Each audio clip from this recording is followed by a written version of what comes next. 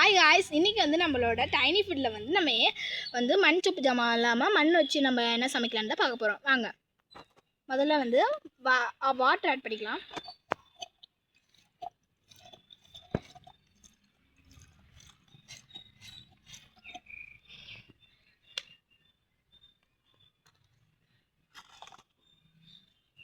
தேவையான அளவு rice add பண்ணிக்கலாம்.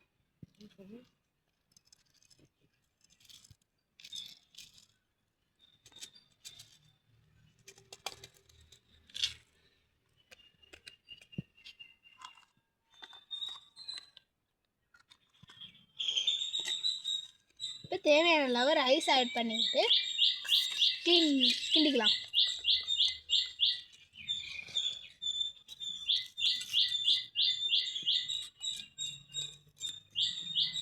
நல்லா இந்த பதத்துக்கு வர வரைக்கும் கிண்டிக்கணும். உங்களுக்கு வந்து எத்தனை பேர் இருக்கீங்களோ அத்தனை பேருக்கான ரைஸ் அளவு போட்டுக்கலாம்.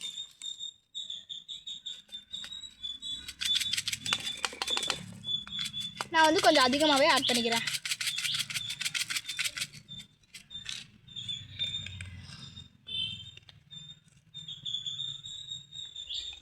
இப்படி நம்ம நல்லா ஆட் பண்ணிவிட்டு நல்லா மிக்ஸ் பண்ணிக்கலாம்.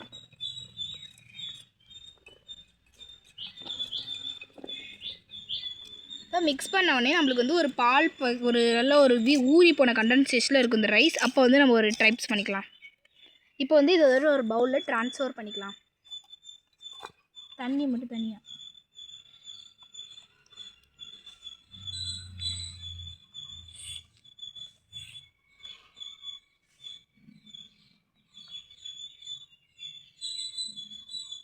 இப்போ வந்து ஒரு சொட்டு கூட இல்லாமல் நல்லா தண்ணியை மட்டும் தனியாக எடுத்து வச்சுட்டு தனியாக எடுத்து ஊற்றிடுங்க.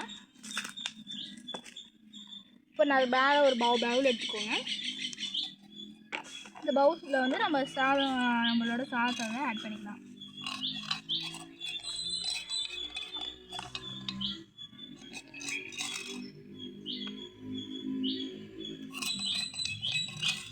இப்போ ஒன்றும் இல்லாமல் நல்லா எல்லாத்தையும் சாதத்தை ஆட் பண்ணி தனியாக எடுத்து வச்சுக்கலாம். இப்போ நம்ம வந்து மசாலா ஆட் பண்ணிக்கலாம். மேகி மசாலா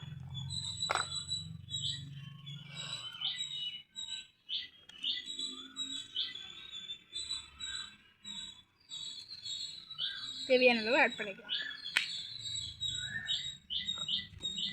இப்போ நல்லா மிக்ஸ் பண்ணிக்கலாம்.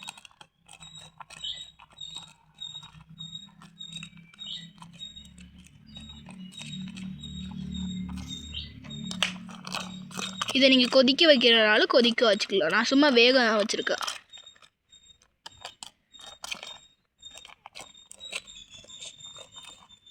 இப்போ தேவையான நல்லா கொதிக்க வைக்கணும். இது உங்களுக்கு வந்து கலர் வந்து எனக்கு இன்னும் வரல. ஸோ கலருக்காக நான் இன்னும் கொஞ்சம் ஆட் பண்ணிக்கிறேன் மசாலா, மேகி மசாலா.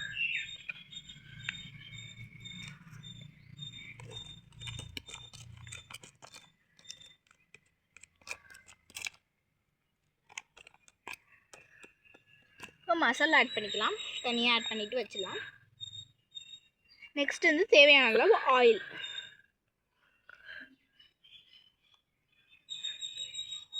நான் ஆயில் தனியாக எடுத்து வச்சுருந்தேன். தேவையான அளவு ஆயில் ஆட் பண்ணிக்கலாம்.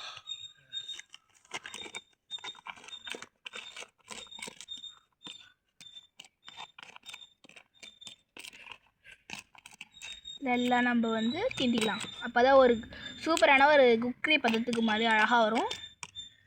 ஸோ இது நல்லா வேகட்டும். இதோ இந்த மாதிரி ஒரு குட்டி பவுலில் போட்டு சரியாக வேகட்டும்.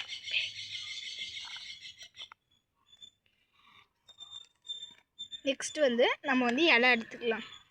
கருவேப்பிலை, கொத்தமல்லி கொஞ்சம் வந்து இலையெல்லாம் எடுத்து பிச்சு போட்டுக்கலாம்.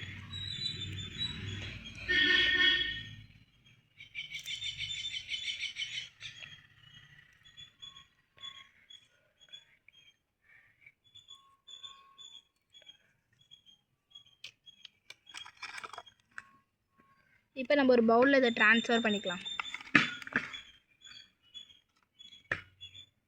இப்போ இது வந்து ஒரு 3 ரோஸ் மூடி வச்சு மூடிக்கலாம்.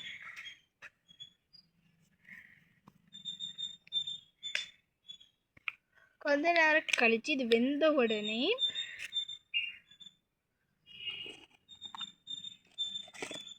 இது வெந்த உடனே நம்ம தேவையான அளவு உப்பு போட்டுக்கலாம். எல்லாம் மிக்ஸ் பண்ணிவிட்டு இப்போ நம்ம பண்ணி வச்சுருக்கோம்ல இந்த கொத்தமல்லியில் இதில் ஆட் பண்ணிக்கலாம்.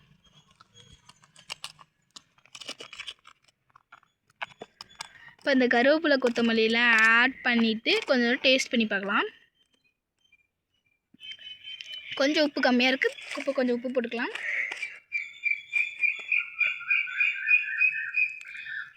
தேவையான அளவு எனக்கு தேவையான அளவு நல்லா உப்பு போட்டுக்கிட்டேன்.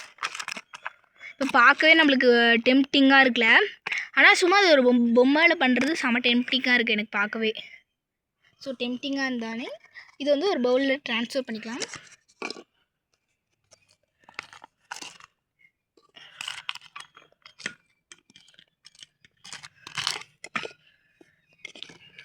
ட்ரான்ஸ்ஃபர் பண்ணிவிட்டு இதே பார்த்தோம்னா அப்படி பேல்பூரியை விட செம்ம டேஸ்ட்டாக இருக்குல்ல இது பார்க்க. Bye guys.